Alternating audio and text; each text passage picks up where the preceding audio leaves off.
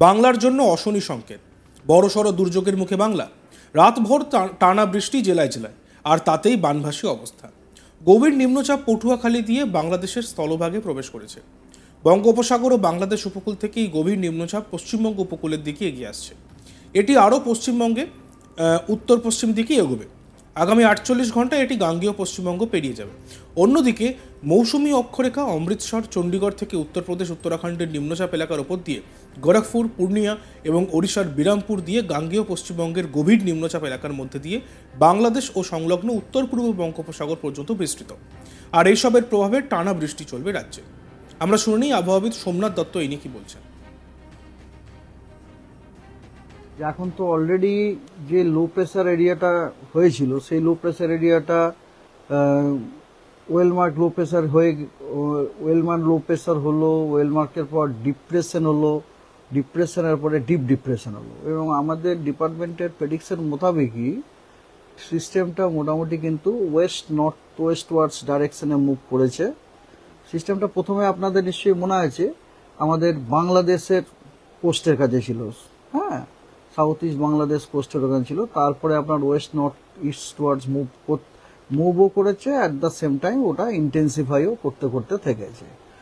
তো আজকে আপনার সকালবেলাতে ওটা ছিল ডিপ ডিপ্রেশন,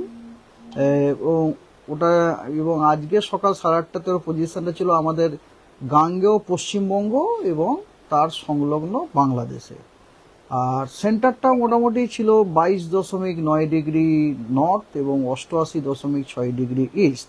এবং আপনি যদি জিওগ্রাফিক্যাল লোকেশন নেন তাহলে 8:30টার সময় সেন্টারটা ছিল কলকাতা থেকে 50 কিলোমিটার নর্থ ইস্টে, বাঁকুড়া থেকে 160 কিলোমিটার আপনার সাউথ ইস্টে ছিল। আর ওইদিকে আপনার কি বলে জামশেদপুর থেকে 250 কিলোমিটার আপনার পূর্ব দিকে ছিল, মানে ইস্টে ছিল। আর এই যে সিস্টেমটির প্রেডিকশনটা হচ্ছে যে এই সিস্টেম আজকে প্রথম কথা এই সিস্টেমটি ওয়েস্ট নর্থ ওয়েস্ট ওয়ার্ডস ডাইরেকশনে মুভ করবে অ্যাক্রস গ্যাঞ্জেটিক ওয়েস্ট বেঙ্গল, তারপরে ঝাড়খণ্ড ইত্যাদি। আর আজকে সিস্টেমটি ডিপ ডিপ্রেশন ইন্টেন্সিটি মেনটেন করবে এবং তারপরে সিস্টেমটি আগামী 48 ঘন্টাতে ওটাও মুভ করবে এবং সিস্টেমটি পরবর্তীকালে ডিপ্রেশন হয়ে যাবে, হয়ে ঝাড়খণ্ড তারপর অন্যান্য স্টেটগুলোতে যাবে।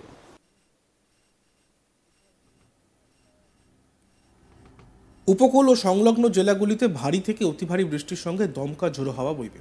সঙ্গে 50 কিলোমিটার গতিবেগে দমকা ঝোড়ো হাওয়া বইবে বলে জানিয়েছে আলিপুর আবহাওয়া দপ্তর। এই ঝোড়ো হাওয়া বইবে মূলত উত্তর ও দক্ষিণ 24 পরগনা, পূর্ব ও পশ্চিম মেদিনীপুর, হাওড়া, হুগলি, কলকাতা এবং ঝাড়গ্রামে। রবিবারেও বিক্ষিপ্তভাবে কয়েক জেলায় ভারী বৃষ্টি চলবে। ভারী বৃষ্টির সতর্কতা থাকবে পুরুলিয়া, বীরভূম এবং পশ্চিম বর্ধমান, এই 3 জেলাতে। গাঙ্গেয় পশ্চিমবঙ্গের বাকি জেলাতেও বজ্রবিদ্যুৎ সহ হালকা থেকে মাঝারি বৃষ্টির সম্ভাবনা রয়েছে। অন্যদিকে উত্তরবঙ্গের বেশিরভাগ জেলাতেই বজ্রবিদ্যুৎ সহ হালকা থেকে মাঝারি বৃষ্টির সম্ভাবনার কথা জানিয়েছে আলিপুর আবহাওয়া দপ্তর। রবিবার বজ্রবিদ্যুৎ সহ 2-1 পশলা হালকা থেকে মাঝারি বৃষ্টি হতে পারে জলপাইগুড়ি, উত্তর দিনাজপুর এবং মালদহে।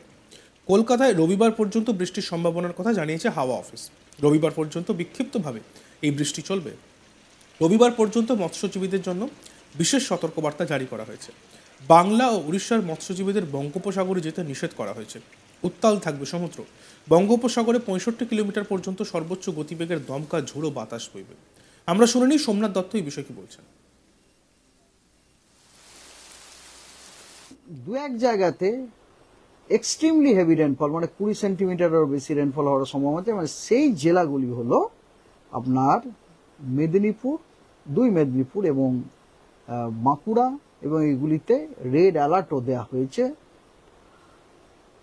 আর কিছু স্থানে ভারী থেকে অতি ভারী বৃষ্টিপাতের সম্ভাবনা আছে কিছু জেলায়। সেই জেলাগুলি হলো 2 বর্ধমান, বীরভূম, হুগলি এবং পুরুলিয়া। মানে এই জেলাগুলির কিছু স্থানে ভারী থেকে অতি ভারী বৃষ্টির সম্ভাবনা আছে এবং এখানে আপনার অরেঞ্জ অ্যালার্টও দেওয়া হয়েছে। এবং দক্ষিণবঙ্গের বাকি সব জেলাগুলির কিছু স্থানে কিন্তু আপনার হেভি রেনফলেরও ওয়ার্নিং দেওয়া আছে। অ্যাকচুয়ালি আজকে দক্ষিণবঙ্গের জেলাগুলিতে আইদার অরেঞ্জ অথবা রেড অ্যালার্ট দেওয়া হয়েছে। রেড অ্যালার্ট দেওয়া হয়েছে মেদিনীপুর এবং বাঁকুড়াতে, এবং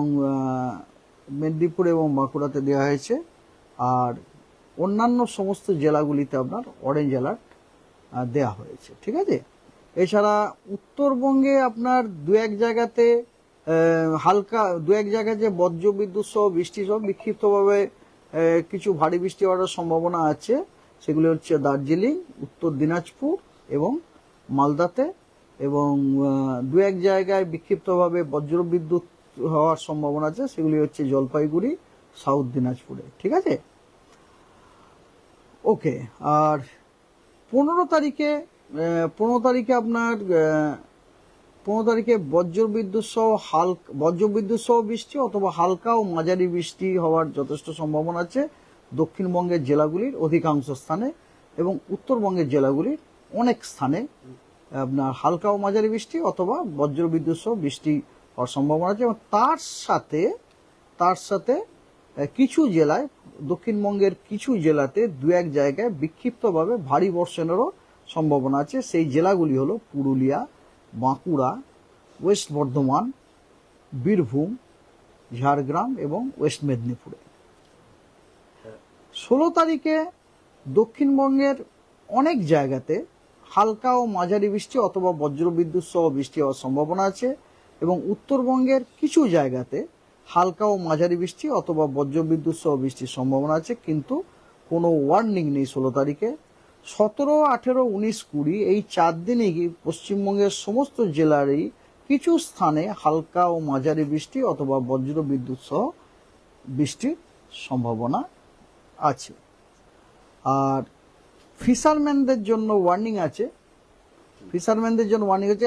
কারণ স্কোয়ালি ওয়েদার, সারফেস উইন্ড আপনার 50 থেকে 60 কিলোমিটার প্রতি ঘন্টায়, 70 kilometre in gust along and off west Bengal, Bangladesh এবং উড়িষ্যা কোস্ট এবং north bay of Bengal till today night, মানে আজকে রাত পর্যন্ত।